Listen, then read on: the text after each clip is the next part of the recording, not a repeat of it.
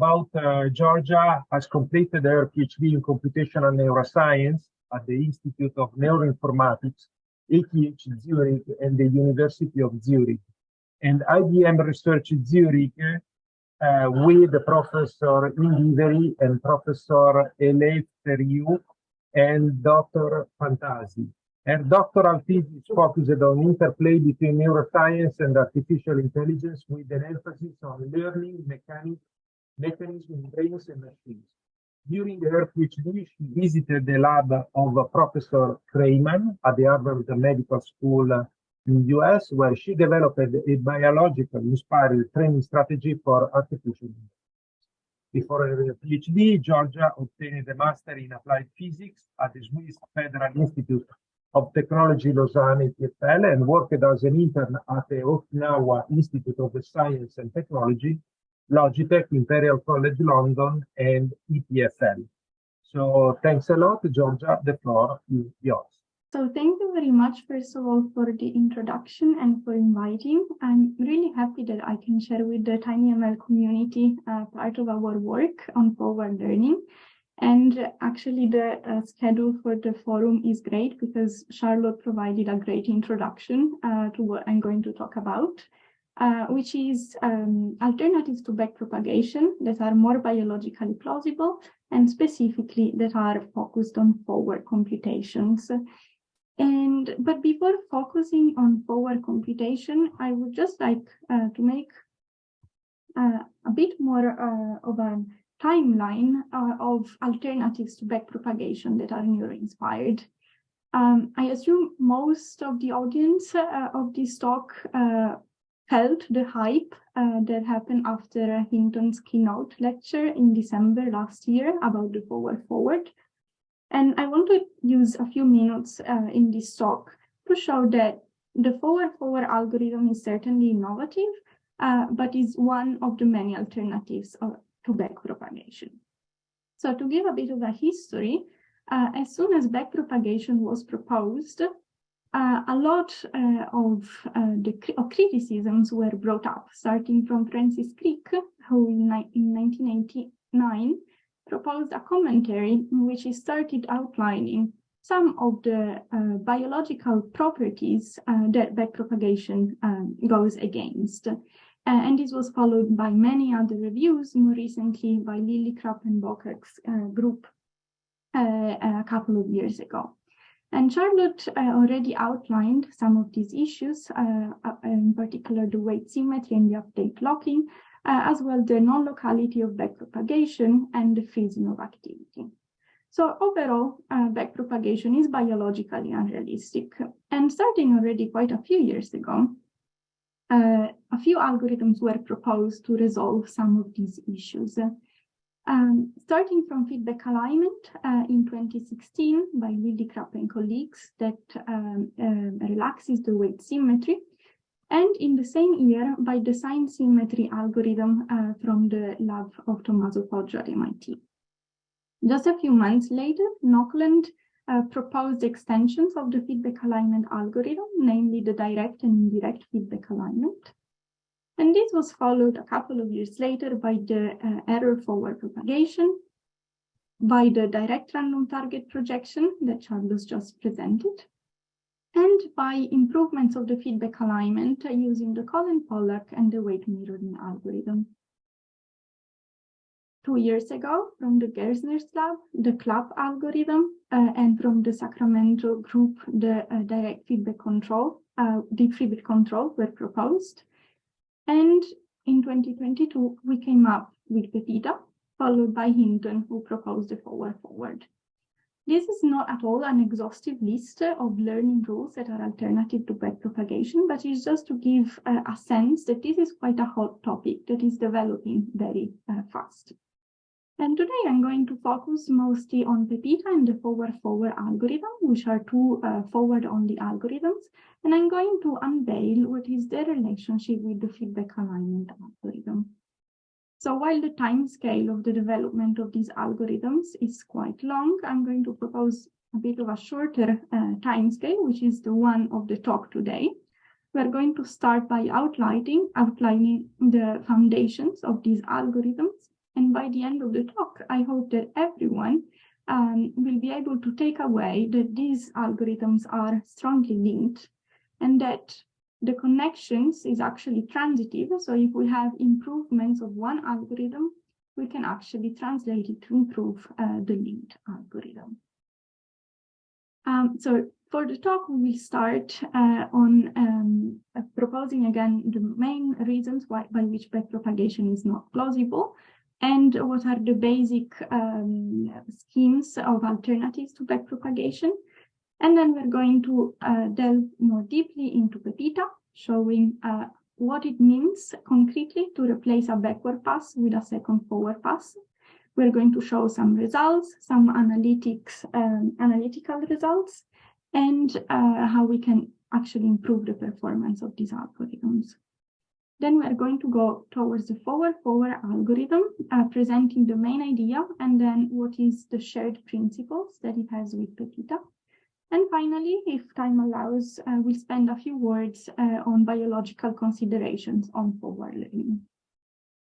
So backpropagation, most of you may know that backpropagation is the most commonly used algorithm to train neural networks, and it has shown impressive results on a wide range of tasks that are quite complex, from playing games to producing works of art. And while this is incredibly challenging and complex, it is actually based on a very simple scheme that is the chain rule that we learn when we do Calculus 1.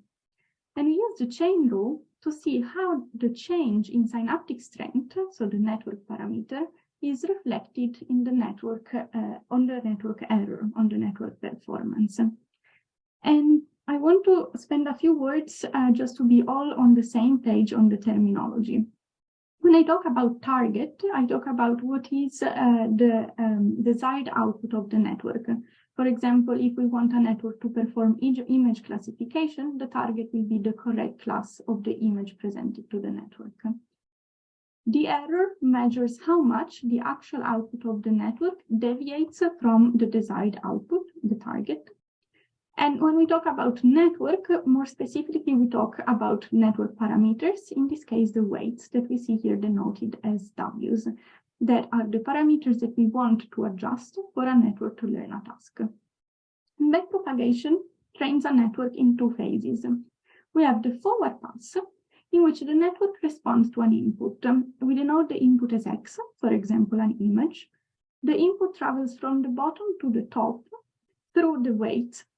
And at each layer, so at each group of nodes, we compute the activations of the hidden layers, here denoted as H.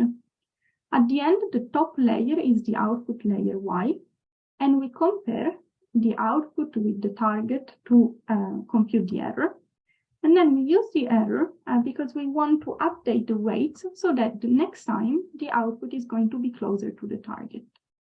And for this, we need the training phase of the network. Of the learning, which is the backward pass. In the backward pass, we go in the opposite direction, so from the top to the bottom layers. And we use the weights of the network, the same that we used in the forward pass, to propagate the error through the layers. At each layer, we compute the gradient of the error compared to the parameter, the gradient of the loss compared to the parameters, and we use these in the update phase to change the values of W so that at the next step, the network will perform better. And this works really well. However, as Charlotte already introduced, is not biologically plausible for many reasons. First of all, we are using the same parameters, the same weights, to go from the top to the bottom and from the bottom to the top and then from the top to the bottom. And this doesn't happen in the brain because the synapses are not bidirectional, but we have information that travels only in one direction.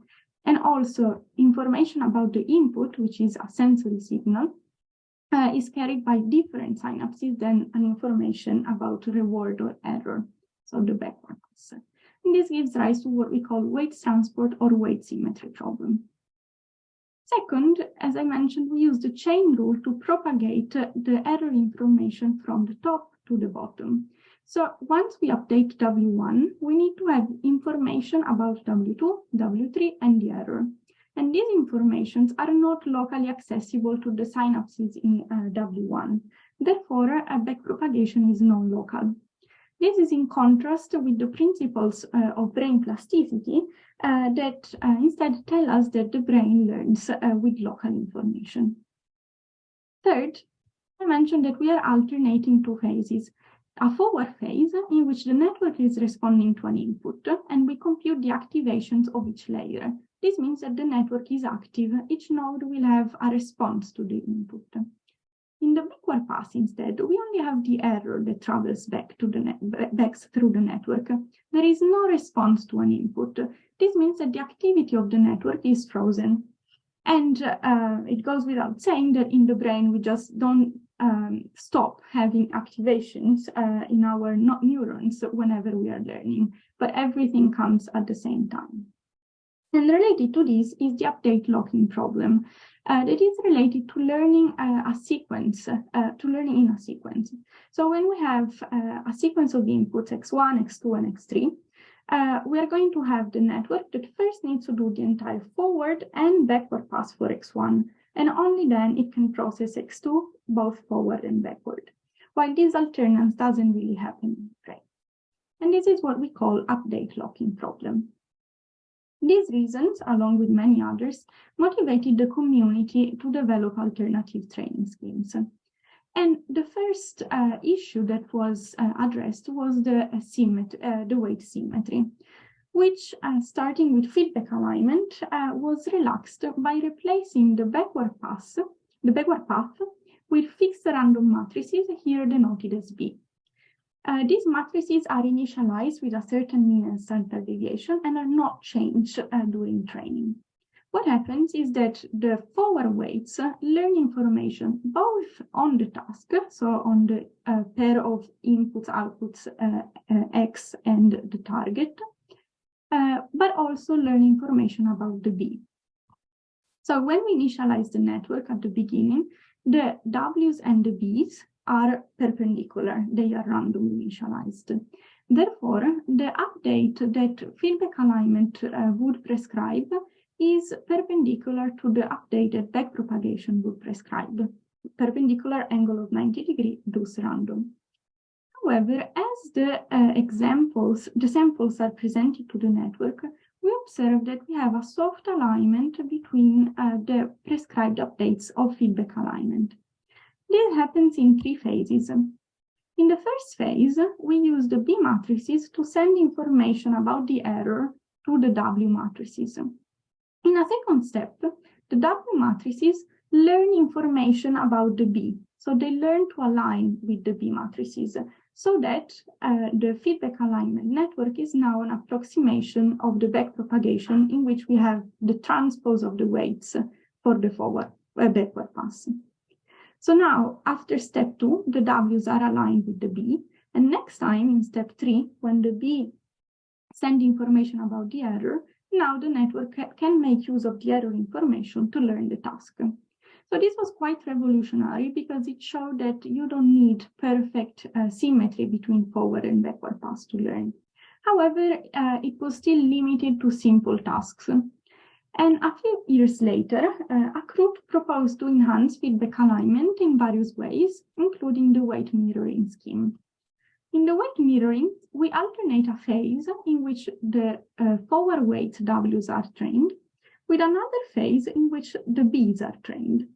And these are trained by injecting some noise at some layer, for example, here denoted as C, and measuring the output of the same layer. So given an input with a certain mean and standard deviation to W2, we measure what's the output. So without actually looking at what is W2, we can infer, based on these two signals, what W2 is. And we can use this information to train the B's so that they become proportional to the W's, aligned with the W's. And these allow feedback alignment to scale its performance to much more complex tasks and architectures. Another extension of feedback alignment wants to remove the requirements that all the nodes that are connected in a forward direction are also connected in a backward direction. And direct feedback alignment does so by taking the error directly from the output layer to each hidden layer separately. And this allows also to overcome the vanishing gradient problem, because we don't have, for very deep networks up to 100 layers, we do not have a vanishing signal that travels through the network. So it was also quite revolutionary as an algorithm. And these are two examples how we can remove weight symmetry. But using this fixed backward path, we're still looking at an algorithm that has non-local updates, that needs to freeze its activity when we update the weights, and that is at least partially update locked. So our intuition was, let's remove the backward pass. And we still need to have, however, a phase in which we can update the parameters. So the idea was, let's add a second forward pass. And this is what we call forward-only learning. We can implement this in several ways. One is what Charlotte already presented, the RTP. What we presented was Pepita, which is a forward-only algorithm in which the second forward pass is based on top-down feedback connections, which I'm going to detail in the next slides. Another strategy that was proposed a few months later is the forward-forward algorithm by Hinton, in which the second forward pass is based on corruption of input samples, which I'm also going to detail more in the next slides. So now let's talk about Pepita. I know there's a Q&A section, so if there's any impelling questions, please stop me if anything is not clear, otherwise I'll just continue. Okay, Pepita might be a bit of a weird name, but it's actually an acronym that stands for present the error, to perturb the input, to modulate the activity, which are the main steps of the algorithm. As I mentioned, we have substituted the forward-backward scheme with two forward passes, which we are going to denote as standard forward pass is the first forward pass that works in the same way as backpropagation. And the second pass is called modulated forward pass.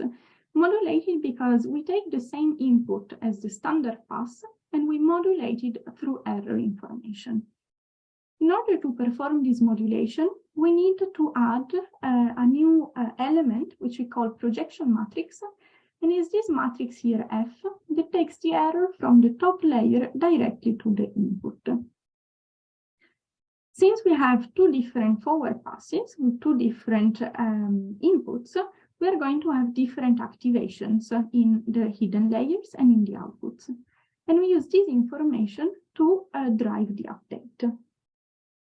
So to be a bit more analytical, I'm going to show here the pseudocode divided into two phases. In the standard forward pass, we compute, as I mentioned, the hidden activations, H, that are given by a nonlinearity sigma. We generally use ReLU, which is applied on the weights multiplied by the activation of the previous layer.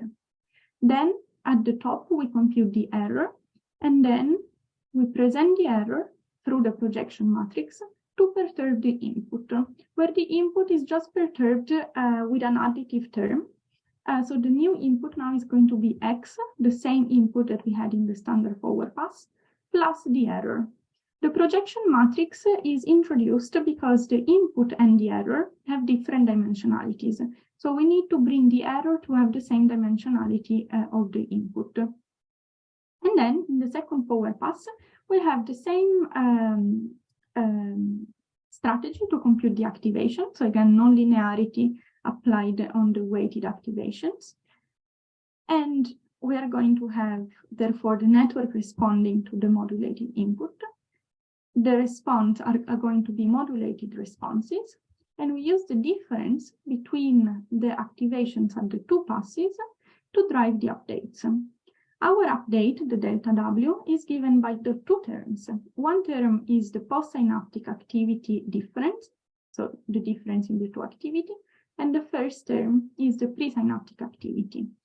This means that when we update W2, we only need information about the activities of the presynaptic layer, H1, and the postsynaptic layer, H2. And this is all accessible to W's. So here we are making local updates. Only at the very last layer, we use information about the error because the error is locally accessible to the last layer.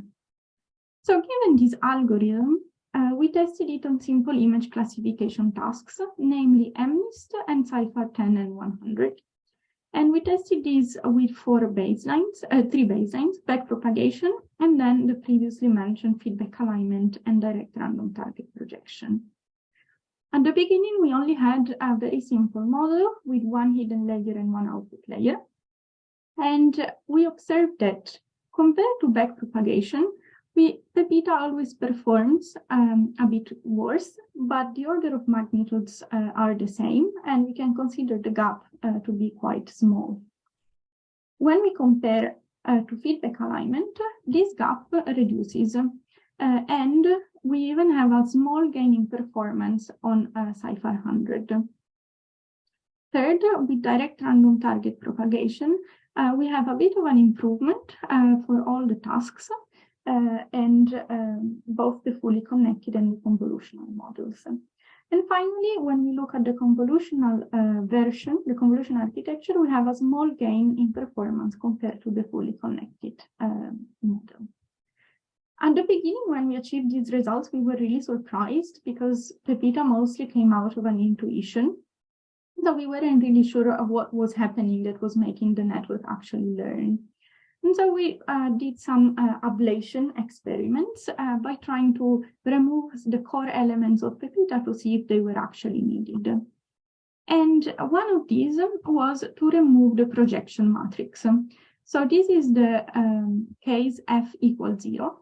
And if you think about it, if we modulate the input in the second power pass through a term that is 0, because now F is 0, then the network is going to respond in the same way in the first and the second power pass. Therefore, we are not going to update the hidden layers. We are just going to update the last layer, because if you remember from the previous slide, we're using directly the error information to drive the update, in this case of W3. So the network is learning something, but if we look at the test curve on CIFAR 10, between the original Pepita here in red and the ablation with F equals 0 here in yellow, we see quite a big drop in performance. Another important element of Pepita is the error. So what if instead of modulating the input with the error, we just modulate it with a random vector? Here we call it random perturbation. In this case, we also observe that we have a large drop in performance. And this proves that in Pepita, both having a fixed projection matrix or a projection matrix and the error information are crucial to have good performance. So we saw that it worked, but we were interested in knowing why it was working. And we took some inspiration from feedback alignment that, if you remember, also has some fixed random matrices. And so looking at what they did analytically with feedback alignment, we also measured what's the angle between our projection matrix and the product between the forward wave matrices. And we observed that as the network is learning, so the accuracy goes up, we start with a random angle, as I showed at the beginning for feedback alignment. And in this case, we go towards an anti-alignment. So the angle increases until it reaches saturation. And we were also able to analytically prove this in the case of a linear network. Then I met with Francesca Mignacco, who's a statistical physicist and is looking into analytical characterization of value-inspired algorithms.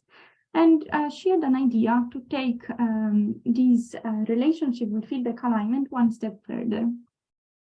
And what she proposed was to look again at the weight update rule of Pepita and approximate it using a first order Taylor expansion, which I reported here for who's a bit rusty with calculus.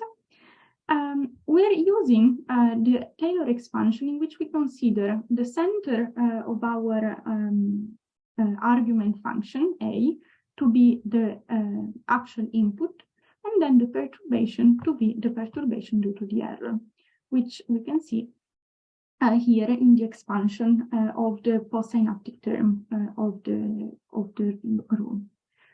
I will skip some passages, but by applying the first order Taylor expansion, we obtain that the learning rule actually has a term which is the same as the term of feedback alignment, so a fixed matrix times the error times the derivative of the activity. But there's another term which is the weights. And this is important because while F is a fixed matrix in feedback alignment, W evolves with learning. So this is adapting to learning and gives rise to the approximation of Pepita that we call adaptive feedback alignment. I don't have time to go into details, but thanks to this approximation, Francesca was able to show analytically why Pepita is working and track in a teacher-student setting how Pepita behaves during training. Or on a more high level, we verified on MNIST simple dataset that the approximation of Pepita, adaptive feedback alignment, was behaving very similarly to Pepita. This big change is due to a difference in the learning rate decay. And we wanted also to make this connection with feedback alignment useful. And I've mentioned at the beginning in the introduction that feedback alignment can be improved by a technique called weight mirroring that allows to train the fixed matrices, the Bs. So since Pepita and feedback alignment seem to be connected, then our question was, can we also improve the performance of Pepita using weight mirroring? And we needed to go through a bit of a change of weight mirroring, because in feedback alignment, we have a one-on-one correspondence between the forward and the backward matrices, where we can inject noise at each matrix and then get the output in order to update the feedback matrices with a signal that's proportional to the weights. However, in Pepita, we do not have this one-on-one correspondence because we have a lot of forward matrices, but only one projection matrix.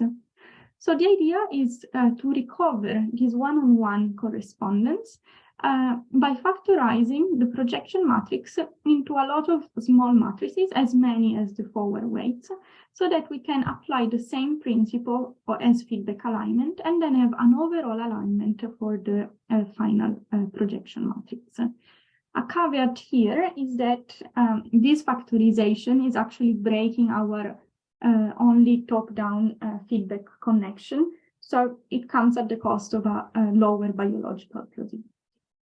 But performance-wise, this was actually useful because compared to Pepita, in which we have an alignment that saturates at about 25-30 degrees, when we apply weight mirroring here in the pink and purple curves, we see that the alignment is much stronger. So if you remember the previous slides, I had shown that Pepita leads to an anti-alignment, but we can also change the sign of the learning rule, and instead of adding the error, we can remove the error from the input and then have alignment instead of anti-alignment. And this greater alignment comes with an improvement in performance. Weight mirroring was one of the techniques that we explored to improve the performance of Pepita, along with weight decay and activity normalization. And we observed that as we look at MNIST and Cypher-10, performance with weight mirroring improved compared to the naive Pepita of, in Cypher-10, almost 1.5%. In Cypher-100, we have an even bigger improvement when we have weight mirroring.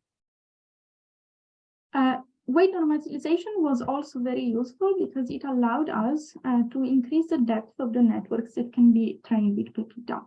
So before, we were only able to train up to 2 hidden layers, but if we introduce activation normalization, we can have up to 6-layer network trained effectively with Pepita.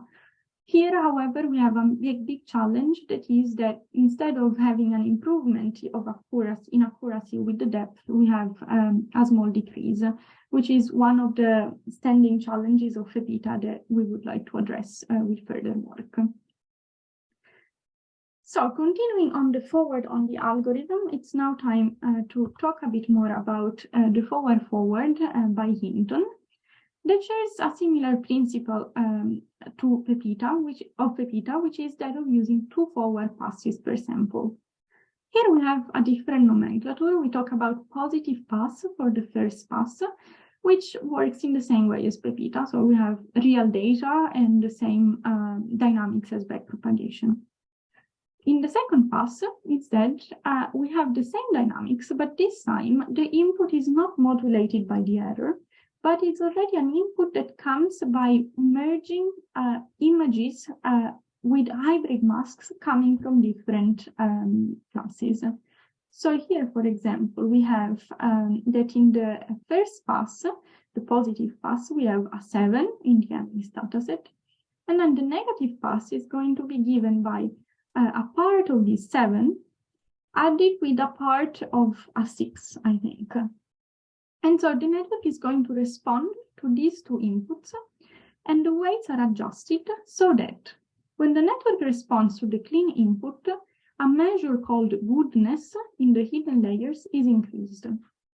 When the network is responding to the negative pass, the same measure, the goodness, decreases.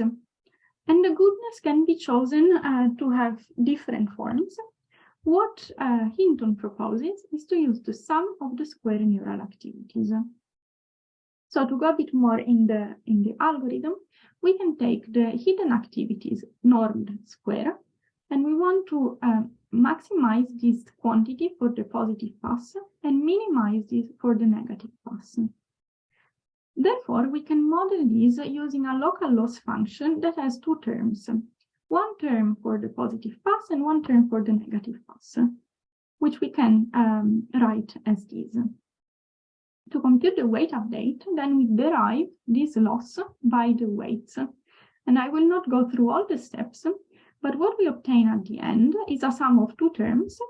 The first term that is related to the positive pass, the second term that is related to the negative path, and they both have the same form. So we have the derivative of the first derivative of the activity, Hadamard product with the activity itself, everything multiplied by the transpose of the activity at the previous layer. What's important is that also Hinton is using the ReLU activation. So we have either 0 or positive values. When the activity is positive, its derivative is going to be 1 because it's a ReLU activation. When the activity is 0, the derivative is also going to be 0. Therefore, we can remove the derivative term, both in the first and in the second term. And in this case, we get to the following form of the derivative of the loss compared to the weights. Now, let's step back to Pepita for a second. This is the same pseudo algorithm that I showed, and we focus on the update rule. We rewrite this by just expanding the terms or in the multiplications, and we're going to have a hybrid term that has both information about the first and the second pass, and a term that has information just about the second pass. So we are going to make an approximation and say what happens if we substitute this term with the corresponding term in the first pass. And so we obtain this approximation that we call Hebbian, because we only have 2 terms that are both related just to one pass, the first and the second pass. And they both have only a postsynaptic and a presynaptic term.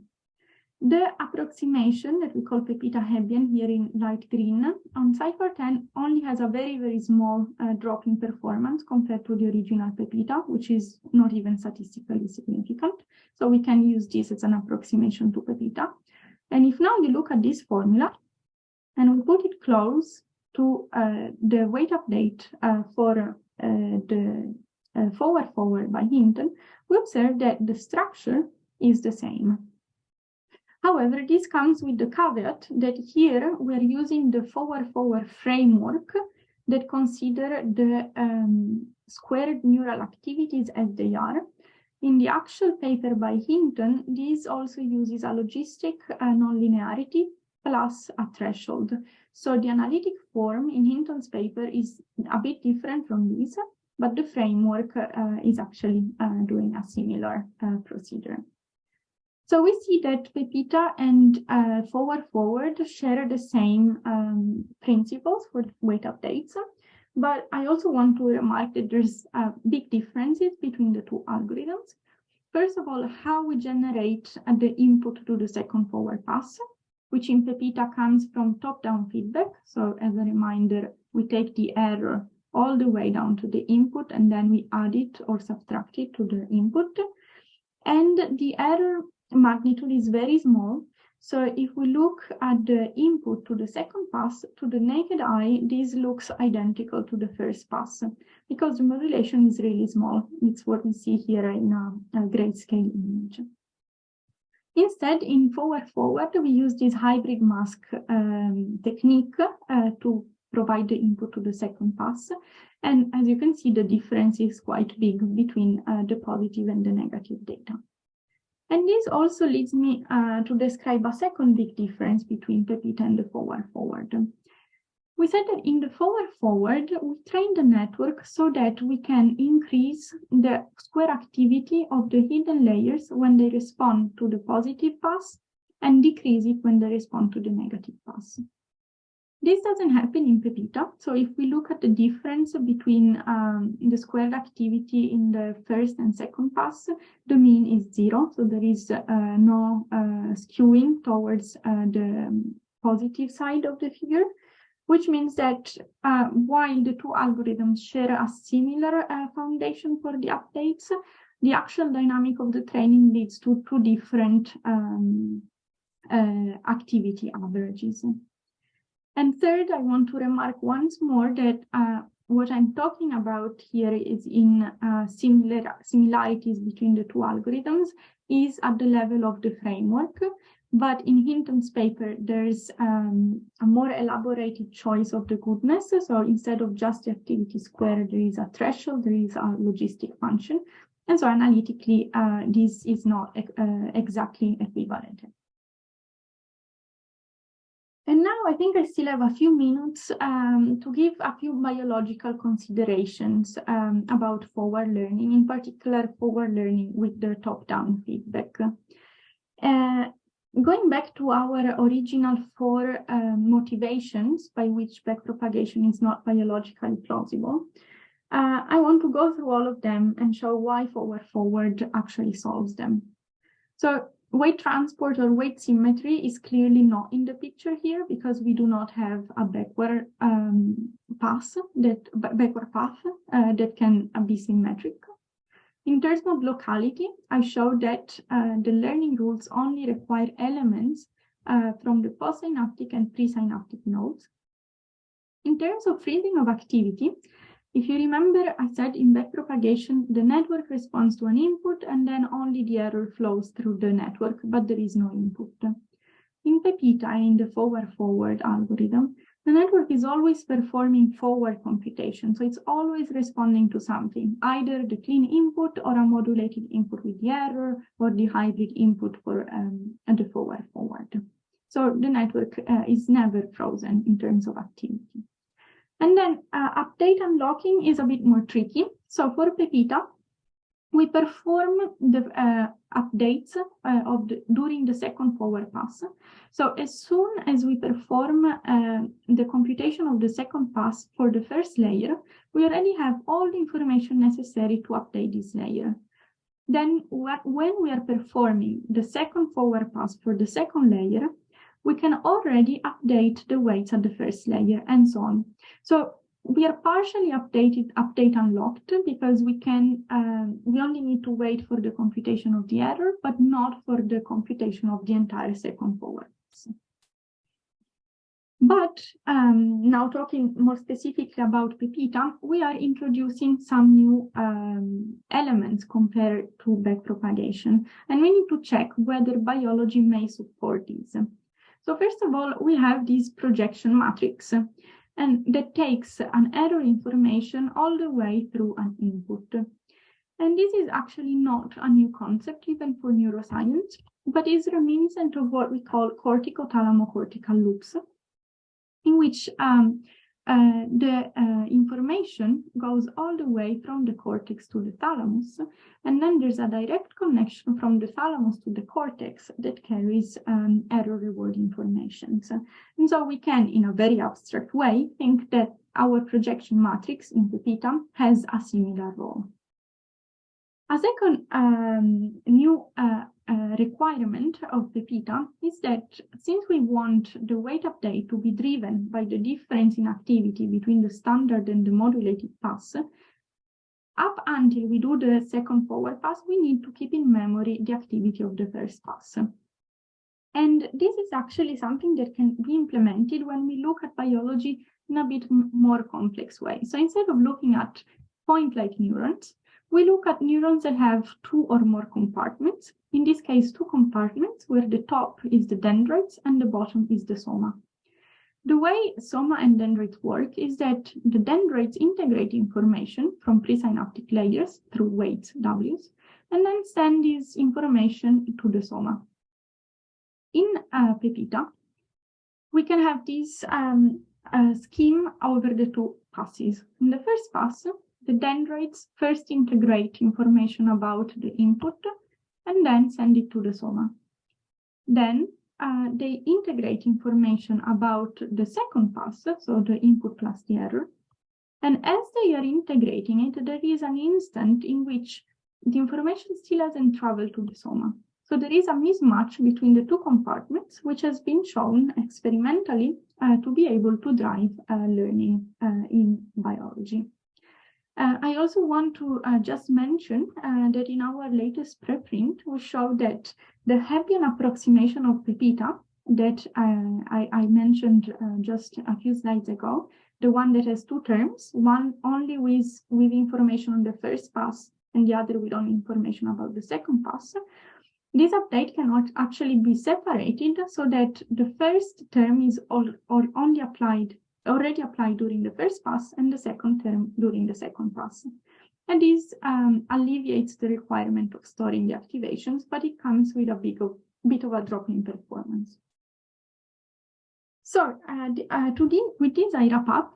I just want to summarize the main messages that I would like you to keep for today.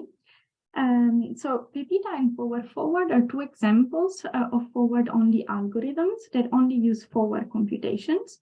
And in doing so, they manage to solve the biologically implausible properties of backpropagations. In terms of performance, there is definitely a lot of work to do, but when we compare with feedback alignment, we have more or less a similar achievement. And then it's also important to remember that there is a link between the weight update of Pepita and forward, as well as a link between the weight update of Pepita and that of feedback alignment. There's still many challenges. It is quite a recent research. One of them I mentioned already, which is the lack of improvement of accuracy with depth, which we plan, and I encourage if someone's interested to try this out, to maybe try and introduce residual connections, have intermediate error-driven modulation, or training the F matrix in other ways than the weight mirroring that we tried. And there's also many avenues for exploration for both, but for Pepita, which is what I'm more familiar with, this is an algorithm that is not gradient-based. So it may be able to overcome some fragilities that are related to gradients in backpropagation, such as adversarial attack. Also, it can be applied for online learning. So when we have, instead of static image classification, we can have image classification on videos. And this would alleviate the computational requirements, because we could use only one frame for one power pass per frame, and I'm happy to talk more about this if anyone's interested. And then as a link to the TinyML community, I think there's already some work done in this direction, which I'm really interested to read when it's going to be available. But this could be a promising avenue to explore in hardware. And with this, I would like to thank all the people that worked with me on Pepita, in particular Gabrielle from Harvard, who was a great mentor and continuously helps us with the development, and the team with Ravi, Martino, Francesca, and Will that help us with the final work. And thank you very much for the attention. I'm happy to take any questions. Thank you so much, Giorgia, your great presentation. Thanks for all in-depth description of Pepita and forward, which really helps to get better understanding on these amazing and breakthrough new topics. There are a few questions since we have still time and you are ahead of schedule. Thanks for that. There is time for a few questions. The first one, if I interpret correctly, essentially it seems that Pepita approach is meant for shallow neural network. And so this is one point to understand better how deep it can be at this point in time of your developments, the network. And the second, from the same person, is if Pepita learning process can somehow be compared to simulated annealing optimization. Okay, so in terms of shallow networks, this is a new algorithm. So we started very, very simple, meaning one hidden layer and one output layer, which is most of the results that I've shown, except the curves, if you remember, going up to 6 hidden layers, 5 hidden layers. So there is a big challenge in extending Pepita to deeper networks, which maybe I can motivate more, bringing again the scheme of the learning rule. Yeah, here, for example. So I need at least 3 layers. What happens is that as you make the network deeper, the modulation of the error gets magnified as it travels through the network. So when we update the weights using the difference between the activity in the post-synaptic layer, this difference naturally is going to increase in magnitude as we go deeper. This is due to the fact that at every layer you apply a new weight multiplication, and then you apply a nonlinearity. So especially if you use ReLU as nonlinearity, you have no upper bound on the activity magnitude, and this is a big challenge to overcome, which we partially did using activation normalization, which allow to train deeper networks, but we're not at the point of training a ResNet. And if anyone has some ideas, please let me know, because I would be really curious to try it out or see how it works. So it would definitely be the objective to be able to go to deeper models, but it's going to be a few months or years of work to upgrade. Then there was another question. I don't remember, sorry. If it is possible to compare somehow to simulated annealing process optimization. I am not sure. Actually, I never thought about that. And I think in order to answer the question, I should read a bit more about this. But feel free to write me, and I'm happy to look at it together. If there is any idea on this, I'd be happy to hear it. By the way, the questions are also in the question and answer window, so you are free later on to type your your further comment on that, Giorgia, if you have time to do so. Next question is if in your experience, feedback alignment and Pepita can be applied to transfer learning, so that these techniques can be used to update pre-training. That's a very good point. I actually never tried. In transfer learning, you may just need to train the very last layers, if I'm correct. So I am not sure how it would be to, for example, taking Pepita, only train the very last layers and freeze the first ones. It could maybe help when we pre-train with backpropagation and then do transfer learning with these techniques. So potentially on hardware, you can maybe get a better performance, I guess. I am not aware of any work that actually use feedback alignment for transfer learning, but I will look into it. This sparked my curiosity. Maybe the person that posed this question was thinking about an hybrid approach where Pepita could be used for transfer learning, starting from an already pre-trained memory. Yeah, it would be quite cool, actually. Yeah. There is another question, Giorgia. We have still a few minutes. Applicability to recurrent neural networks. What are they? So Pepita per se is kind of a recurrent network in the sense that your inputs in the second pass take into account the output of the previous pass. But I never applied it in a recurrent, like in a task that requires recurrency. I think it could be doable. What's, I think, quite immediate, I just haven't had the time to do it, would be to use Pepita for online learning without the actual notion, like the standard notion of recurrency, which is basically you have a time series, or maybe to be easier, like a video in which each frame is very similar to the previous frame.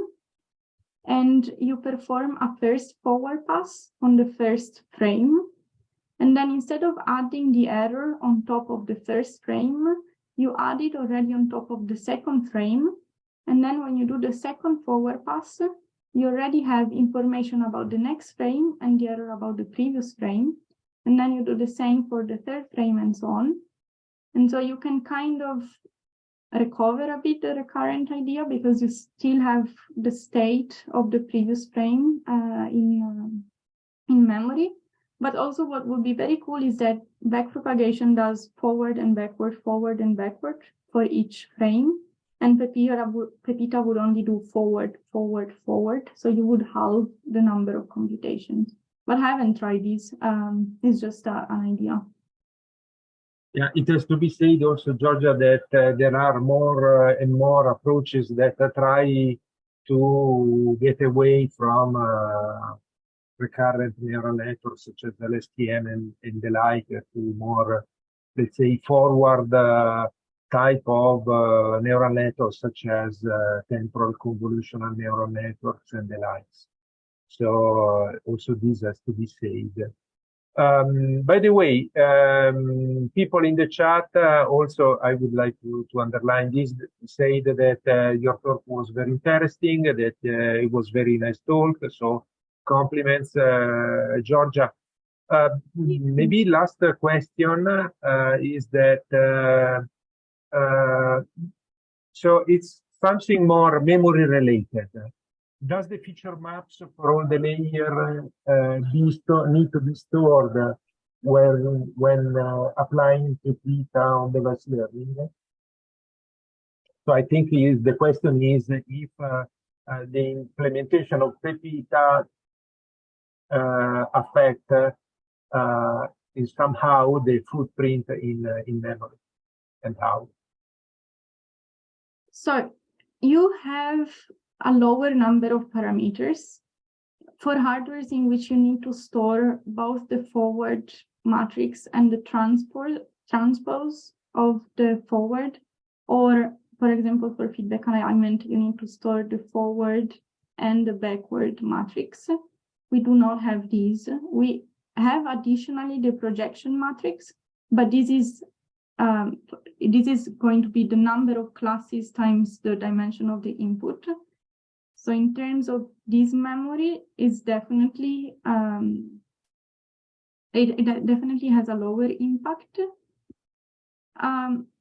You have the additional constraint that you need to store the activity of the first pass until you compute the second pass, at least in the original version. So this may be something to take into account, but on the other hand, in backpropagation, you need to store the gradients. So overall, I think the memory footprint would be lower, both in terms of parameters that you need to store and input specific information that you need to store. But I think, Danilo, here you are the expert. No, but I think, Giorgia, it's very important to get your advice. I think at the benefit of the community. So if I may, in the very last couple of minutes that are within your slot, you went through a very detailed, also mathematically speaking, explanation of backpropagation, forward. Thanks in particular. I also wanted an explanation of forward, and thanks to Asset to make it possible. I think the community will appreciate it. And Pepita. So, and you as well as Charlotte underline that backpropagation is not biological plausible. So if in a sentence, in a very direct, simple sentence, you want to give a recommendation to the community about on-device learning, what from what you said, for what is your experience, would you recommend the people in which direction to invest on? That's a big responsibility. No, it's a simple advice. Take it simple. Well, I'm a bit biased, probably because I worked in this domain, but I think if we want neural networks to do what the brain does, we should really look into neuroscience. And as Charlotte said, there's different ways of doing it, bottom up, top down. But for me, this is the most promising avenue. Our brain is really small and does a lot of things. Hardwares that do this are still not there. So I think it's definitely not. So definitely not with backpropagation, right? Okay. Exactly.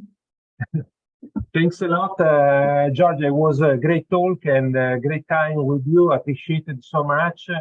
All the TinyML operations are possible thanks to the strategic partners, which are providing the support and commitment to make and to keep successful all the operations, the different events that TinyML Foundation organizes.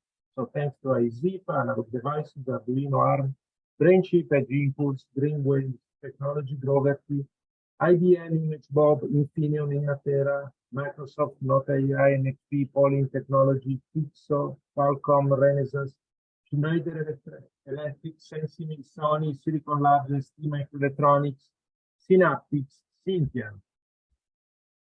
Then our executive strategic partners, Edge Impulse, as I said, Qualcomm, Syntian, the Platinum one, which are Renesas, then Aetrios. Gold strategic partners are Analog Devices, Arduino, ARM AI, Infineon, Innatera, Microsoft, Sensimil, STMicroelectronics, Synaptics, And the silver strategic partners, as I said before, IZIP, BrainChip, Greenway Technology, Groverty, IBM, ImageMob, Not AI, NXP, Polling Technology, Quixo, Schneider Electric, and Silicon Labs. All the rights are reserved to the TinyML Foundation, and thanks again for your time, for your patience, also the extra time.